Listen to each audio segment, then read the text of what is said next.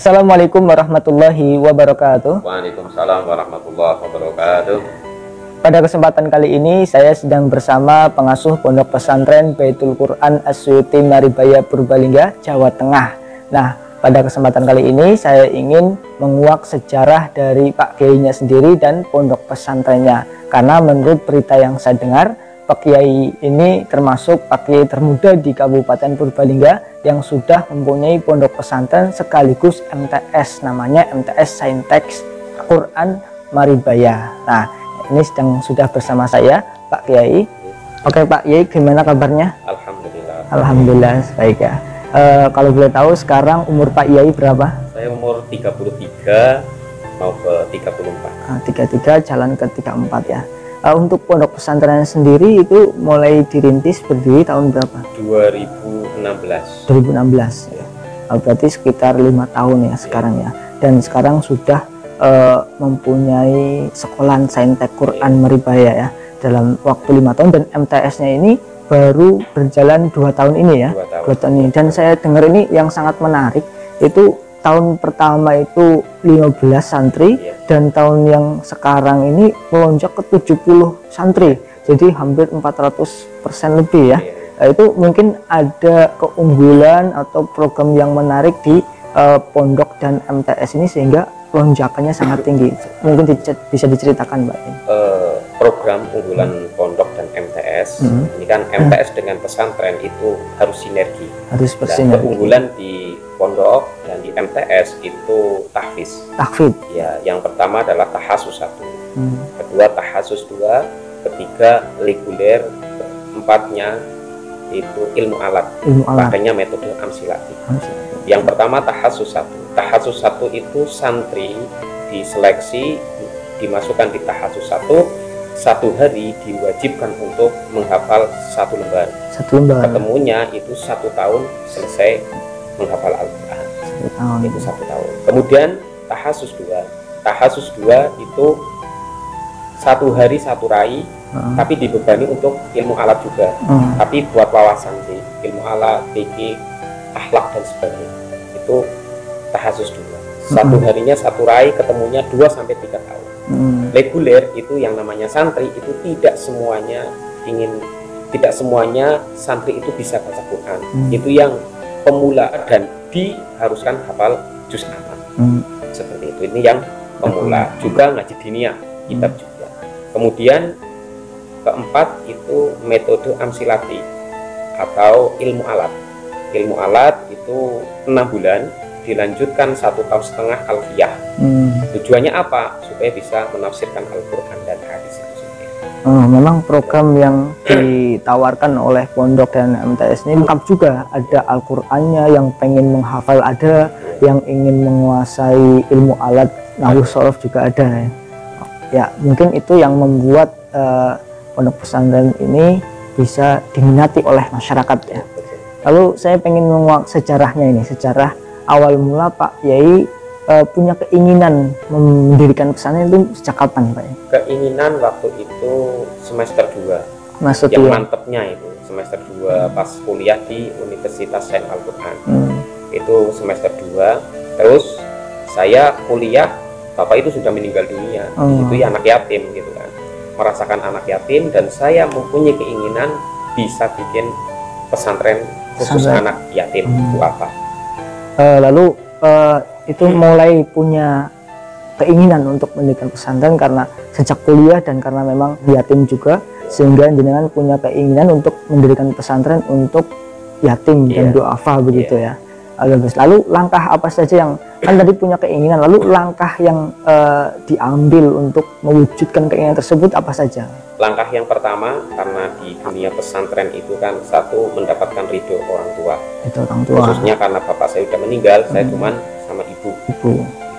Keduanya, ketika sudah minta doa sama ibu, saya langsung sowan ke Mbah Fakih Munta Al-Hafiz. Saya silaturahim, ingin bikin pesantren yatim itu apa. Tapi sama Abah Fakih dinasehati, jangan bikin pesantren khusus anak yatim itu apa, tapi semua golongan, karena karena yang pengen mondok itu bukan anak yatim dan duafa saja, dan ingin menghafal Quran pun bukan anak yatim duafa saja, tapi bisa juga orang kaya, orang biasa, semua golongan harus diterima, baik anak polisi, anak tentara, anak dokter, anak pejabat dan sebagainya. Ketika ingin mondok di situ tetap diterima, jangan sampai tidak diterima. Satu golongan khusus anak yatim dan duafa, jangan membeda-bedakan, semua diterima. Tapi alhamdulillah ya untuk 5 tahun ini memang anak yatim duafa ya 99% itu anak yatim duafa. Itu pas mulai greget ingin membangun, terus meminta ridho orang tua, guru juga dimintai ridho, lalu sudah diridhoi. Lalu dalam proses pembangunan ini panjenengan itu sendirian atau ada yang membantu? Waktu itu ada yang membantu. Yang pertama saya ingat Mas Dodi. Ya, Mas Dodi. Kemudian Dokter Emma, istrinya Dokter Budi spesialis dalam. Kemudian Dokter Rois, kemudian Dokter Arinta, itu yang awal-awal itu. Terus Mbak Kanti dan Mbak Dian di BPJS beliau. Terus dengan lantara saya ketemu sama Dokter Rahmawati, spesialis radiologi, beliau mengenalkan, terus ketemu sama Ibu Iteng, istrinya Dokter Herjono spesialis anak. Kemudian bertemu dengan Ustadzah Ida Mukson, istrinya Dokter Mukson spesialis anak. Kemudian kenal dengan Bunda Dani, istrinya Dokter Junidi spesialis dalam. Kemudian Dokter Fajar, Dokter Yusuf spesialis dalam, terus Dokter Agus THT, terus Dokter Eko, ibunya Dokter Arinta, dan sebagainya yang tidak bisa saya sebut satu persatu seperti itu. Dan alhamdulillah semenjak itu semakin berkembang seperti itu. Waktu itu pun perjalanan dari 5 tahun ini saya kan masih di rumah sakit Islam, karena gaji 100% kan saya serahkan untuk pesantren 100%. Dan berjalannya waktu tahun 2019 saya mau keluar, karena santri kan katanya kan harus diangkermi gitu ya, santri kan harus diangkermi. Dan ketika santri diangkermi itu kan saya bolak-balik rumah sakit kan sakit-sakitan, karena jarak 45 kilo dari Maribaya sampai ke Purwokerto. Jadi saya nggak enak dari bidang kepegawaian dan sebagainya, dan Pak Hasan itu kan saya nggak enak. Terus saya keluar, tapi sebelum keluar saya minta doa restu. Ingat itu sama Ibu Iteng, istrinya Dokter Harjono spesialis anak itu. Terus sama Dokter Rahmawati spesialis radiologi. Dok, saya ingin keluar ingin fokus di pesantren, bagaimana? Ya udah, berjuang totalitas saja gitu. Terus didukung sama Bu Iteng, didukung, alhamdulillah. Ya sekarang saya pun kenal dengan hijaber dan sebagainya, dan Ustadzah Ida gitu kan. Ya alhamdulillah beliau juga semangat sekali untuk membantu pondok pesantren, sampai alhamdulillah lagi pembangunan pun sama Dokter Mokson sangat didukung. Ya minta doanya, ini pun lagi penggalangan dana untuk tanah, karena tanah di pondok pesantren kan di tengah-tengah, nggak punya akses jalan. Punya akses jalan hanya 1 meter. Kalau kebeli sama orang, otomatis nggak punya jalan.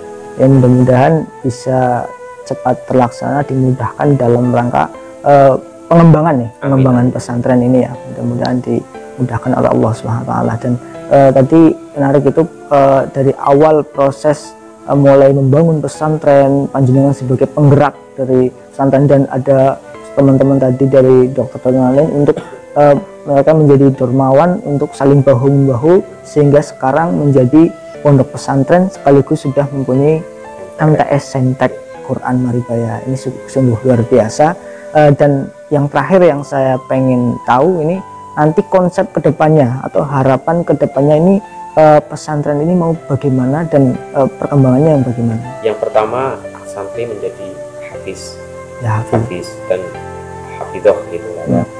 Yang kedua pun bisa ilmu alat supaya bisa menafsirkan. Terus bagaimana untuk pengembangan ke depan? Karena sekarang kan baru MTS. Harapan saya setelah MTS nanti bisa mendirikan SMA atau SMK nanti ya, tinggal musyawarah ya. kemudian kedepannya lagi bikin MI atau SD.